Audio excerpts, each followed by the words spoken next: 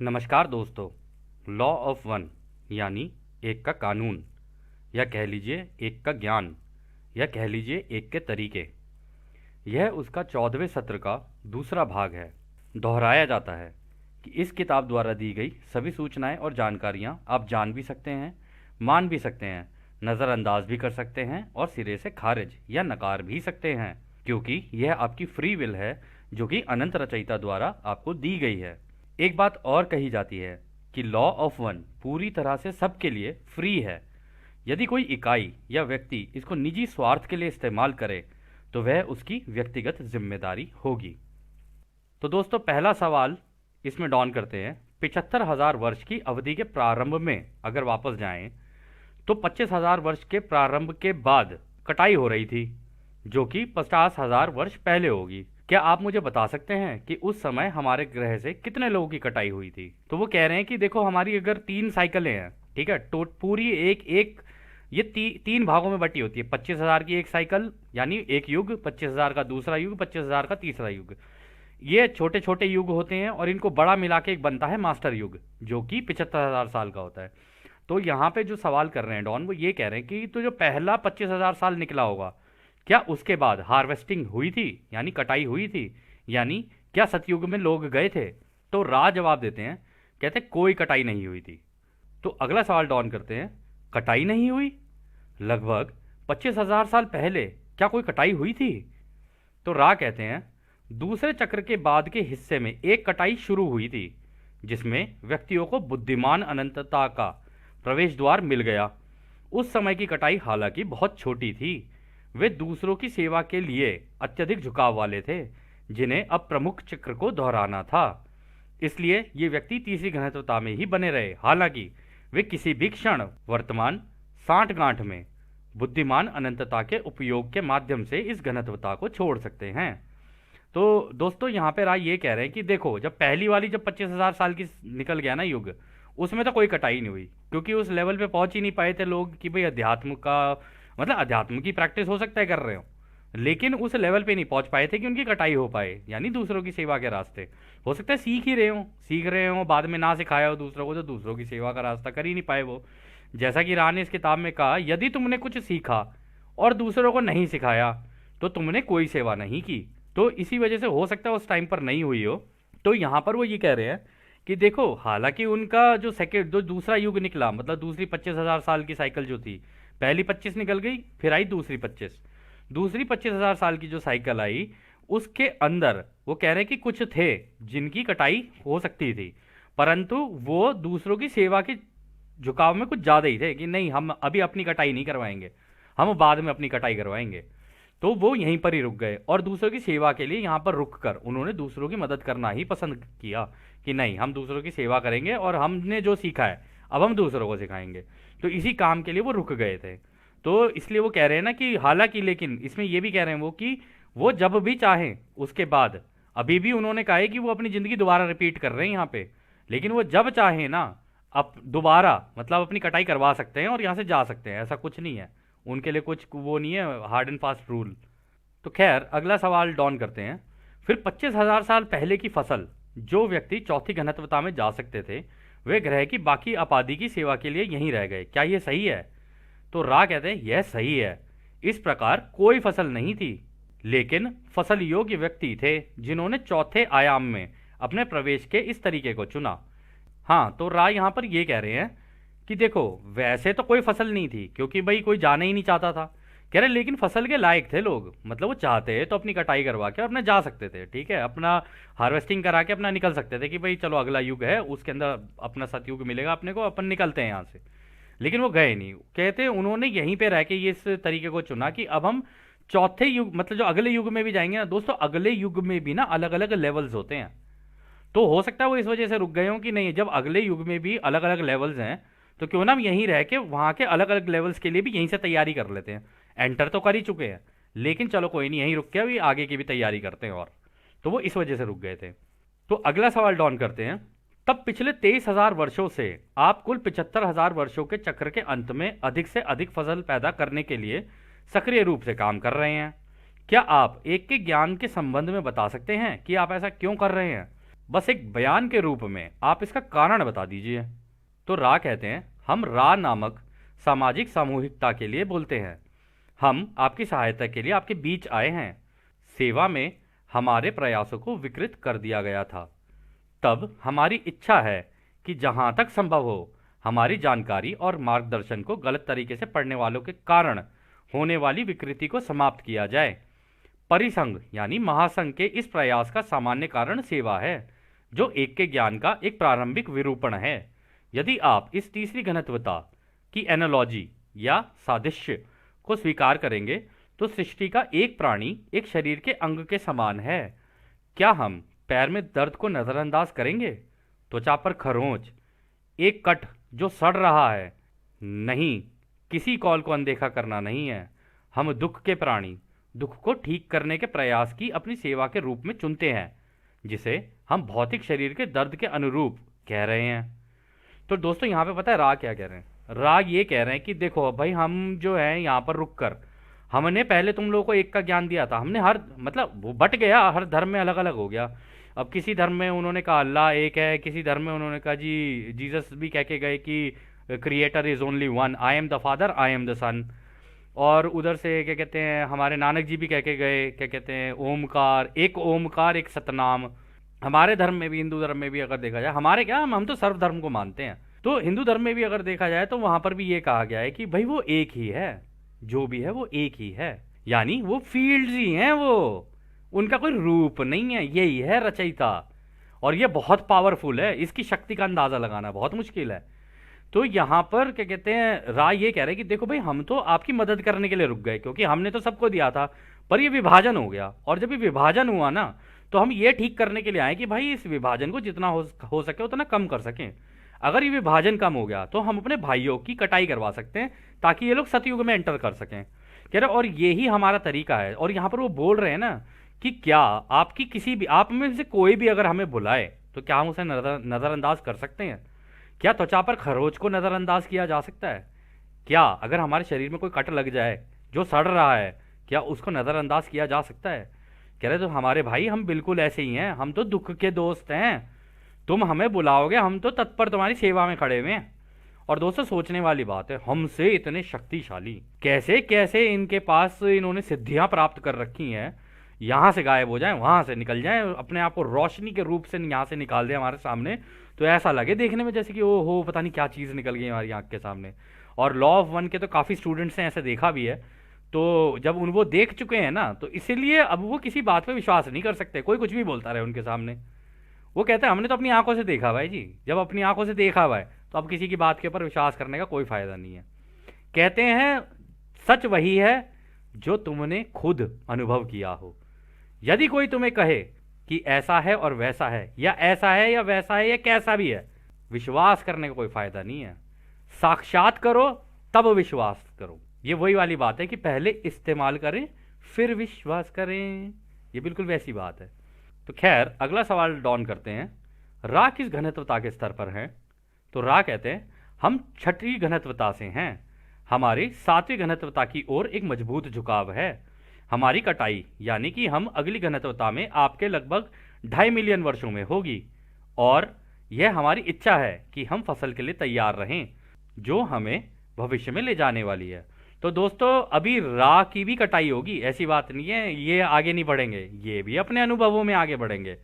ये सूरज के अंदर है, अपना क्या कहते हैं, आराम से अपना अनुभव कर रहे हैं, सारी चीज़ें कर रहे हैं, और फिर वहां से जब इनकी कटाई होगी तब ये आगे जाएंगे, आगे निकल के जाएंगे और अंदर। तो ये कह रहे 2.5 मिलियन, यानी 1 मिलियन 2.5 मिलियन वर्षों का हो गया, मतलब कि 1 मिलियन हो गया आपका 10 लाख, 2 मिलियन हो गया 20 लाख, तो यानी करीब 25 लाख साल अभी इनके और बचे हैं, जिसमें ये आगे निकल जाएंगे। फिर ये मतलब कितनी सुंदर है, मतलब सोचने में इतना सुंदर लग रहा है। तो खैर अगला सवाल डॉन करते हैं, और आप अपने आप को फसल कटाने के लिए तैयार करते हैं सर्वोत्तम सेवा के माध्यम से जो आप प्रदान कर सकते हैं, क्या ये सही है? तो रा कहते हैं हम एक का ज्ञान है, विरोधाभास का समाधान है, प्रेम प्रकाश और प्रकाश प्रेम का संतुलन पैदा करते हैं। ओहो, तो दोस्तों पता है यहाँ पे क्या कह रहे हैं? कहते हैं हमारे यहाँ पे कोई विरोधाभास नहीं है, हमारे यहाँ कोई विभाजन नहीं है, हम तो सत्य को जान चुके हैं। और कहते हैं अब तो हम एक का ज्ञान खुद ही बन चुके हैं। कि मतलब हम तो जानते हैं, हमें हमें कोई बेवकूफ़ नहीं बना सकता कि भाई इधर से ऐसे और इधर से वैसे है। भाई जो सूरज में बैठे हुए हैं उनकी रोशनी एक ही तरफ वो भेजे ही जा रहे हैं, एक ही उससे भेजे जा रहे हैं। अब जैसे जैसे ग्रह घूमता जाएगा भाई रोशनी वहाँ वहाँ पड़ती जाएगी, लेकिन रोशनी तो एक ही है। वो समझ गए हैं इस चीज़ को कि भैया, और खुद ही बोल रहे हैं हम तो प्रेम प्रेम प्रकाश और प्रकाश प्रेम का संतुलन प्रदान करते हैं कि भाई हम तो संतुलन दे सकते हैं, तुम्हें चाहिए संतुलन तो ले लेना, नहीं चाहिए तो कोई बात नहीं हमारे भाई। तो खैर आगे डॉन कहते हैं, आपकी एक साइकिल कितनी लंबी होती है? तो रा कहते हैं, हमारा एक चक्र आपके वर्षों में 7.5 करोड़ का है। तो डॉन हैरान हो जाते हैं। डॉन कहते हैं, क्या 7.5 करोड़? तो रा कहते हैं, हाँ यह सही है। तो दोस्तों इनकी एक साइकिल 7.5 करोड़ साल की है। मतलब अगर इनके अंत के अगर 2.5 लाख साल बचे हैं तो कितने करोड़ साल तो ये पीछे अपनी जिंदगी जी चुके हैं। मतलब सूरज अभी से नहीं है।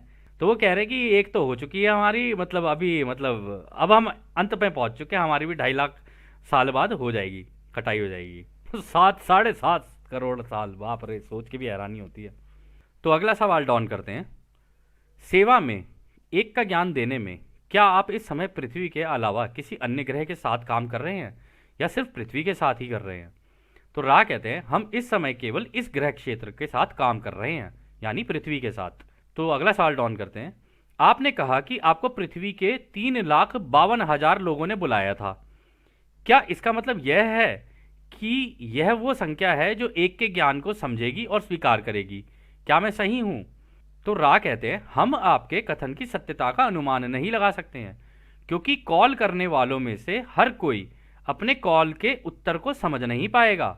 इसके अलावा वे लोग जो गंभीर ट्रॉमा में हैं, जो पहले हमें कॉल नहीं कर रहे थे, वे इस कॉल के उत्तर खोज करते हैं। कॉल में कोई समय स्थान नहीं है, इसलिए हम उन व्यक्तियों की संख्या का अनुमान नहीं लगा सकते हैं जो आपके भविष्य में सुनेंगे और समझेंगे। तो दोस्तों पता है वो क्यों नहीं लगा सकते अनुमान? अनुमान लगाना इसलिए मुश्किल है क्योंकि आपको याद होगा हम लोगों ने वो दिखाया था ना कि पृथ्वी की एक वो होती है, क्या कहते हैं, पृथ्वी एक उसके ऊपर टिकी होती है, एक लाइन के ऊपर टिकी होती है, वो घड़ी की तरह काम करती है, टक टक टक टक।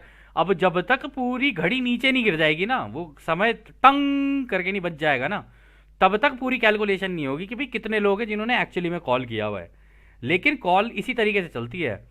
इससे एक चीज़ हमें याद आई जो हम आपको बता सकते हैं कि कॉल कॉल का जो तरीका होता है ना वो ये होता है कि देखो, आप कॉलिंग आप चाहो तो आराम से मन में भी कर सकते हो, आप बाहर खड़े हो के आसमान की तरफ देखते हुए भी कर सकते हो, और ऐसे बुला भी सकते हो कि हमारे भाइयों, हमारे महासंघ के भाइयों जो उस अनंत, हमारे एक अनंत रचयिता के प्रेम और रोशनी में उसकी सेवा करते हो, हम आपको आमंत्रित करते हैं अपने अनंत रचयिता के प्रेम और रोशनी में। तो आप आसमान में देखेंगे तो हो सकता है अगर आपके अंदर बिना भेदभाव और बिना विभाजन के अगर आप ये करेंगे तो हो सकता है आपके साथ ऐसा हो जाए। और दूसरी चीज, जब ये कॉलिंग होती है ना, रचयिता को पता है कैसे दिखता है? रचयिता को ऐसे दिखता है, ये बिल्कुल लॉ ऑफ स्क्वायर्स लगती है इसके अंदर। अब हम ये आपको इसलिए बताते हैं कि देखो लॉ ऑफ स्क्वायर्स इसमें कैसे लगती है। यदि आप किसी टीवी शोरूम के अंदर जाकर देखें, मतलब आप देखें कि भाई 1 टीवी, 2 टीवी, 4 टीवी, 10,000, मतलब उसके अंदर करीब 20-25 टीवी लगे हुए हैं। अब हर टीवी के ऊपर अलग अलग अलग कोई फिल्म चल रही हो तो आपको कभी पता नहीं चलेगा कि भाई क्या चल रहा है। मतलब एक देखोगे दूसरा देखोगे, आप हल्के से कंफ्यूज से रहोगे। लेकिन अगर सभी टीवी के ऊपर एक ही फिल्म चल जाए तो क्या आपको बेहतर नहीं दिखेगी? रचयिता को भी चीजें बेहतर उसी तरीके से दिखती हैं कि सारे ही बच्चे एक चीज मांग रहे हैं, और जब सारे ही बच्चे एक चीज मांगने लगते हैं तो रचयिता को फिल्म साफ दिख जाती है कि अच्छा ये मांग रहे हैं, जब इन्होंने मांग ही लिया है तो इन्हें दे ही देता हूं मैं।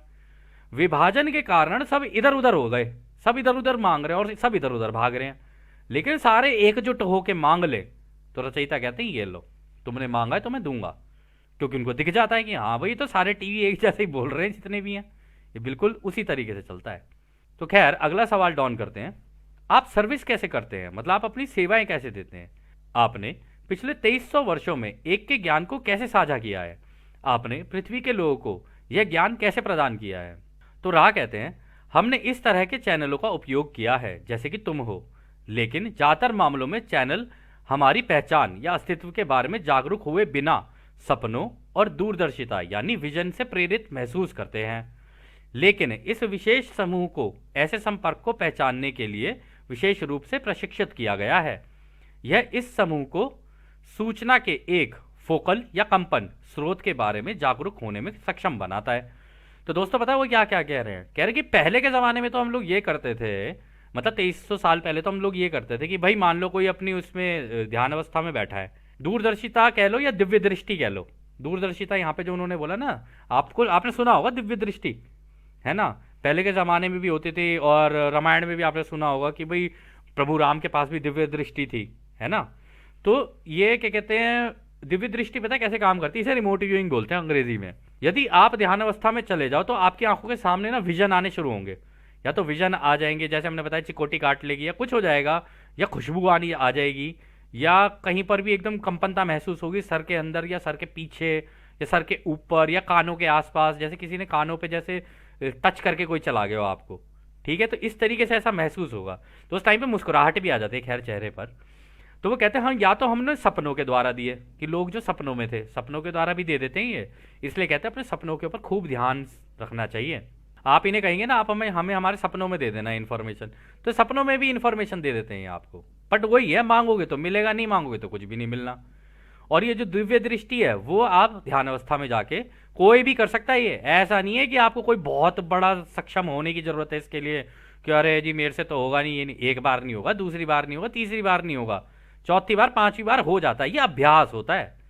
हम लोगों को जितना हम लोगों ने मेडिटेशन के बारे में पढ़ा, हमको एक चीज समझ में आई, मेडिटेशन कुछ भी नहीं है, अभ्यास है बस। कहते हैं करत करत अभ्यास के जड़मति हो सुजान, मतलब कि जितना तुम प्रैक्टिस करते रहोगे ना, तुम उस चीज में सक्षम हो जाओगे। अब फिर वो चाहे क्रिकेट खेल लो, फुटबॉल खेल लो, या ध्यान कर लो, कुछ भी कर लो, आप सक्षम हो जाओगे उसके अंदर। तो वो यहाँ पर वो यही कह रहे हैं कि इस तरीके, ये तरीके हैं जिससे हम लोगों ने सूचनाएं दी।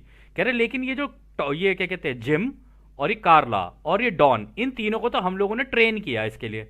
और दोस्तों ये एक्चुअली जब ये किताब आई थी ना, इससे पहले भी इनकी कई किताबें आई हैं, जैसे वॉइसेस ऑफ कन्फेडरेशन हो गई, सीक्रेट्स ऑफ द यूएफओज हो गई।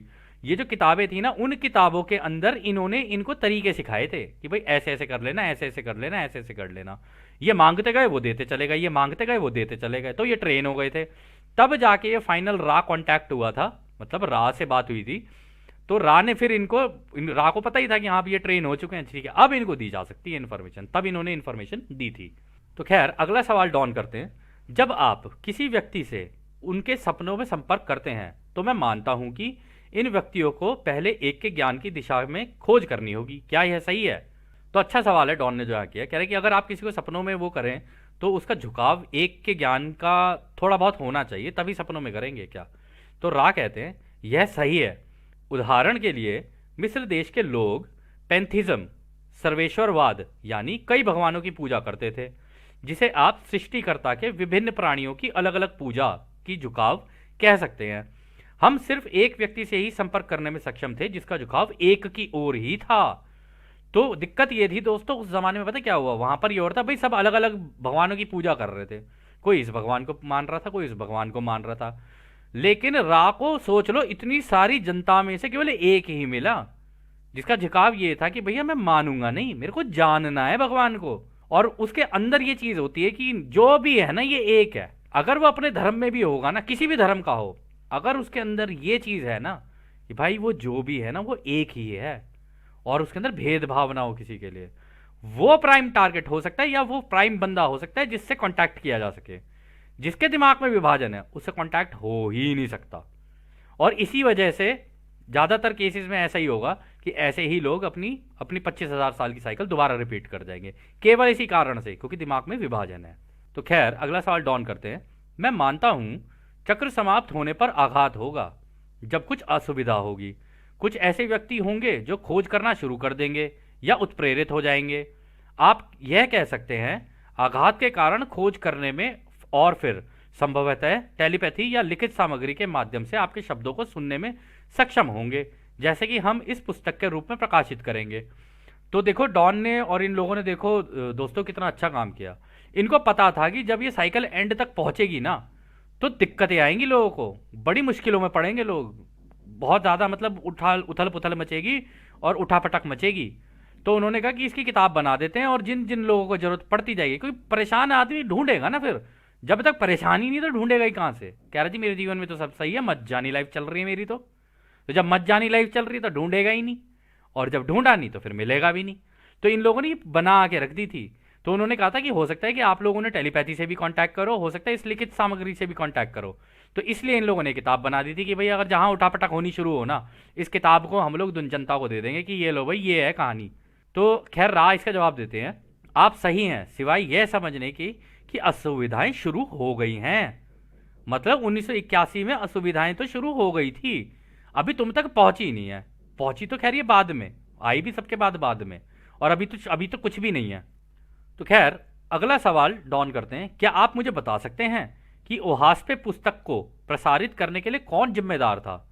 तो रा कहते हैं यह परिसंघ के सदस्यों में से एक समूह द्वारा दी गई थी। उनके विचार जैसे कि परिषद काउंसिल को प्रस्तुत किया गया था, जिसमें इन चक्र के विभिन्न धर्मों के ज्ञात इतिहास और उनके बीच जो विरोधाभास हैं उनकी जानकारी दी गई थी, ताकि लोग अपने दिमाग के पर्दे को खोल सकें और एक के ज्ञान के पहलुओं का मौलिक प्राइमल विकृति को आंशिक रूप से उजागर किया जा सके। उनके कोई नाम नहीं है, वो बस कंपनता हैं, परंतु उनकी जो जानकारियां हैं उनके भीतर प्रेम और प्रकाश और अनंत बुद्धिमानिता की गहरी समझदारी है, जो आपके ग्रह के लोगों को कई संदेशवाहक यानी मैसेंजर द्वारा सिखाई और सीखी जा रही है। तो दोस्तों ये जो किताब है ना ओहास पे, हमने भी देखी है, ये करीब 1200-1300 पेज की किताब है। और ये जो महासंघ है ना उसके अंदर जो जैसे इन्होंने बताया था भाई, काउंसिल में 9 मेंबर होते हैं और उनके ऊपर 24 ग्रह रक्षक होते हैं। तो इस तरीके से पूरा चलता है, बाकी पूरा महासंघ एक साथ मिलकर काम करता है ये। और एक महासंघ नहीं है ये, बहुत सारे महासंघ हैं ऐसे।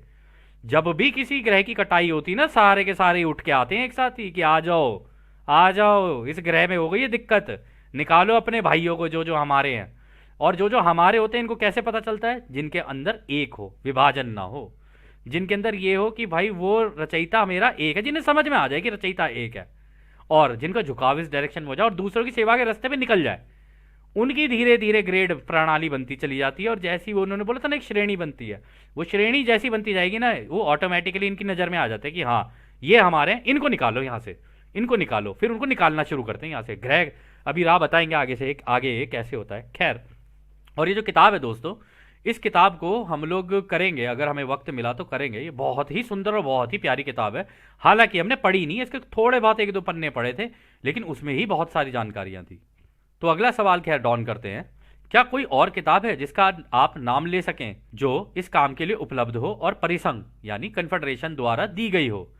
तो रा कहते हैं हम इस जानकारी को साझा नहीं कर सकते, क्योंकि यह भविष्य में आपके विवेक पैटर्न को प्रभावित कर सकती है।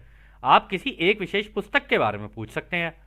विवेक पैटर्न का मतलब समझ रहे हैं दोस्तों? कहते हैं कि हमने किताबें तो बहुत, यहाँ पे इंफॉर्मेशन तो बहुत दी है अलग अलग किताबों में, कह रहे लेकिन अगर वो सारी तुम्हारे सामने आ गई ना तो तुम अपना विवेक खो दोगे। कह रहे इसलिए हम लोग तुम्हें वो सारी की सारी इंफॉर्मेशन नहीं दे सकते, और तुम्हारे भविष्य को तो हम बिल्कुल भी वो नहीं कर सकते। तुम्हारी जिंदगी जैसे चल रही है, तुम डिसाइड करो कि तुम्हें क्या करना है। तो अगला सवाल डॉन करते हैं, द यूरेंथिया बुक, जिसे मैंने पढ़ा नहीं है, किसने दिया? तो दोस्तों एक किताब है जिसका नाम है यूरेंथिया, वो उसी के बारे में बात चल रही है। तो राह कहते हैं यह पृथ्वी की आंतरिक परतों यानी पाताल लोक के अलग अलग प्राणियों की एक श्रृंखला द्वारा दिया गया, जो कि अभी जीवित नहीं है। यह सामग्री परिषद द्वारा पारित नहीं की गई थी। तो दोस्तों ये पता है किसकी बात कर रहे हैं पाताल लोक में? ये उनकी बात कर रहे हैं जो लोग मर तो चुके हैं लेकिन अभी नीचे पाताल लोक में हैं अभी, क्योंकि अलग अलग लोक है। जैसे उन्होंने बताया ना एस्ट्रल प्लेन्स, पहले पाताल लोक में आएंगे, फिर पाताल लोक से हल्का सा ऊपर जाएंगे, फिर हल्का सा ऊपर, फिर बाहर निकलेंगे, हीलिंग होगी, फिर ऐसे ऐसे करके आगे निकलेंगे। कह रहे कि उन लोगों ने ये जानकारी दी थी मरने के बाद। कह रहे लेकिन ये जानकारी परिसंघ ने यानी महासंघ ने पारित नहीं की है कि भाई ये अलाउ कर दियो कि यहाँ दे दो, क्योंकि उनकी जानकारी सीमित है। ठीक है, उनकी जानकारी सीमित है।